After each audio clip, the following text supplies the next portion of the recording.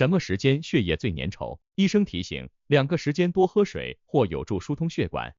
林伯伯今年65岁，一直以来身体都没什么大问题，但是这一段时间还是觉得特别容易犯困，即使是在晚上睡得很好的情况下，也会在白天的时候容易困倦。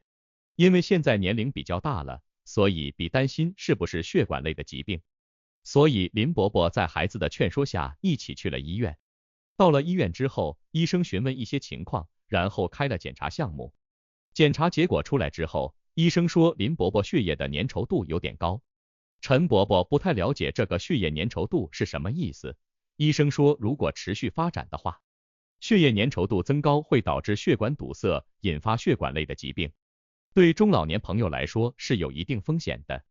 而有很多人都有血液粘稠的问题，尤其是有一段时间血液的粘稠度会更高。如果可以在这个时间里多喝一些水，是有助于稀释的。那么具体是指什么时间的血液粘稠度更高呢？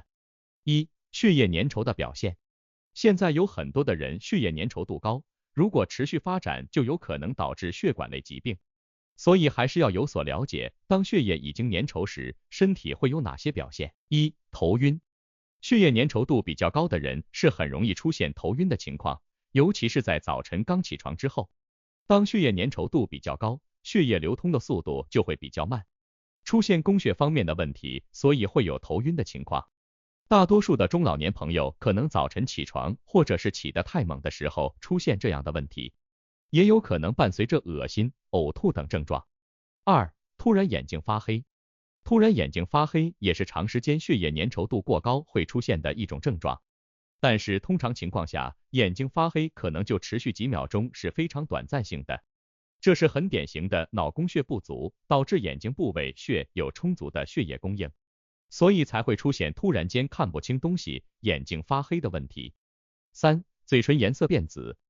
在身体健康的情况下，身体的各部位都是有比较典型的表现。比如我们的嘴唇，如果身体没有任何的问题，应该是红色，呈现出湿润的状态。但是如果血液粘稠度过高，意味着血液循环可能会不顺畅，所以会导致嘴唇部位的血液不流畅，颜色是发紫的。如果血液粘稠度过高的话，就容易导致颜色有所改变，这是血液流动过于缓慢种症状。四、四肢麻木。四肢麻木也是血液粘稠度过高的人的一种表现，这是因为体内血液的粘稠度影响到了流动性，很容易造成毛细血管堵塞。一旦出现血管堵塞，就会造成血栓，血液流动的不顺畅，肢体没办法正常传递信号，也就会有麻木的感觉，甚至是长时间的手脚冰凉。如果已经出现了长时间的手脚麻木，一定要赶紧去医院进行检查，因为如果血管堵塞情况较为严重的话，很有可能会发生突发性的心脑血管疾病。五、胸闷气短。胸闷气短也是血液粘稠度较高的人一种典型的症状，尤其是在做某一些动作的时候，突然间的下蹲或者是突然间从床上起来时，就会有比较明显的呼吸急促或者是喘不上来气的问题。之所以会有这样的情况，是因为血液粘稠度过高，已经影响到了心脏正常的供血。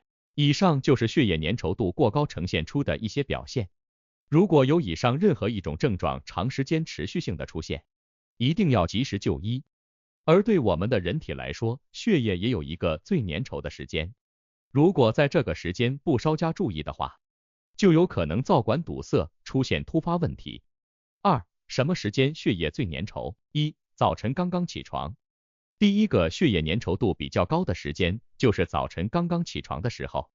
其实这个时间点是非常好理解的，因为此时人的身体已经经历了长时间的睡眠，没有任何水分的摄入。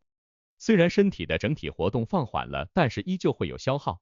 当身体水分相对较少的时候，血液当中的水分自然也就会有所减少，血液的浓度就会有所上升。所以对于本身有血糖和血脂代谢类问题的人来说，早晨的时候稍加不注意，就会觉得头特别的晕，就是因为在这个时间点血液的粘稠度较高，供血容易不足。正是因为如此，大多数时候都建议中老年朋友在早晨起床的时候一定要缓慢一些，因为身体需要有一个缓冲的时间。所以第一个建议喝水的时间就是在早晨刚起床之后。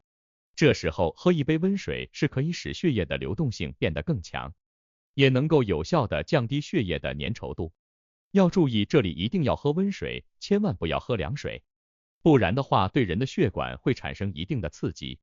温水对人体来说可以快速的吸收，这样能够促进血液循环，防止出现血管堵塞的问题。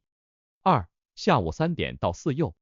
第二个时间点就是到了下午3点到4右，这时的血液粘稠度也要比平时更高，并且大多数人都能够感觉到下午3点到4点的时候，无论是正处在休息的时候还是工作时，都觉得特别的疲惫，而且整个人的精神注意力不集中。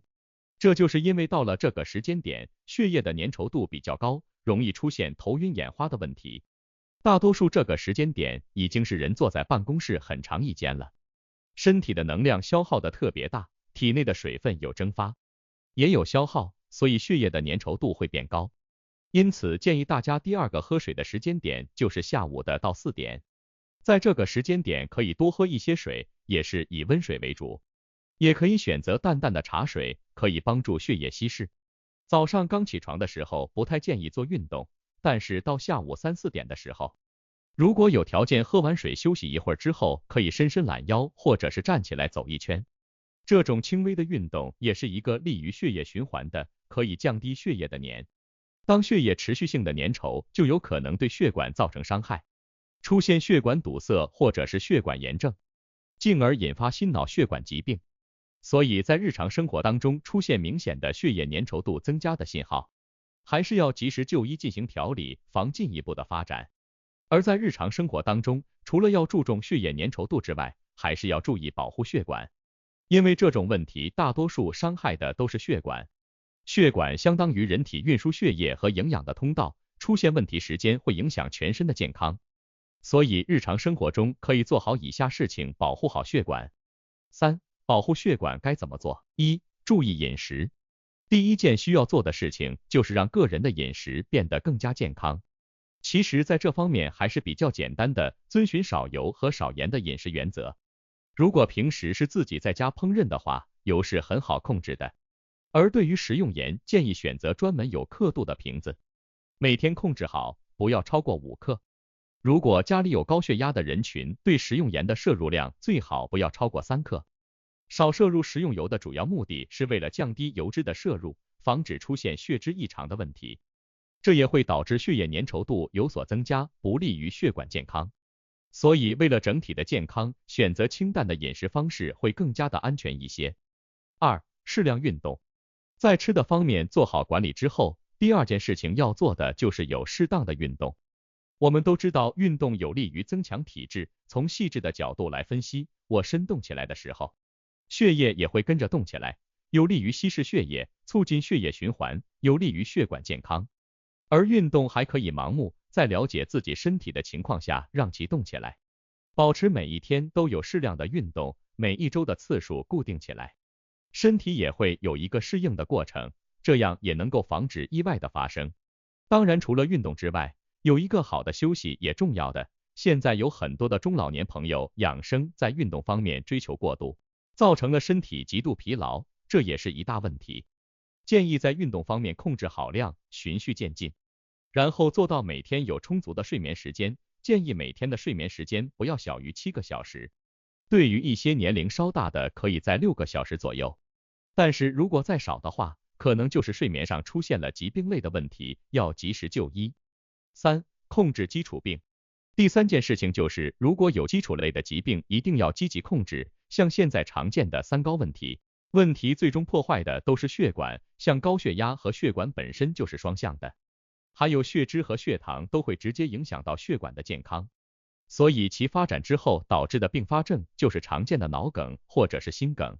因此如果有基础疾病，要积极的控制起来，按时用药，并在生活上进行管理。结语：血液粘稠度过高是现在人非常需要注意的一个问题，因为血液粘稠度过高可能引发血脂问题，也会导致血压问题，最终都会落在血管上。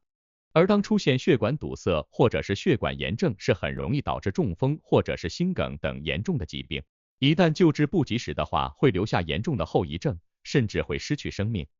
所以在发现血液粘稠度过高的时候，一定要及时就医。而在日常生活当中要注意2个时间点，一个是早晨，一个是下午。3点到4点，这个时间点可以适当的多补充一点水分来稀释血液，防止血液流动速度过慢。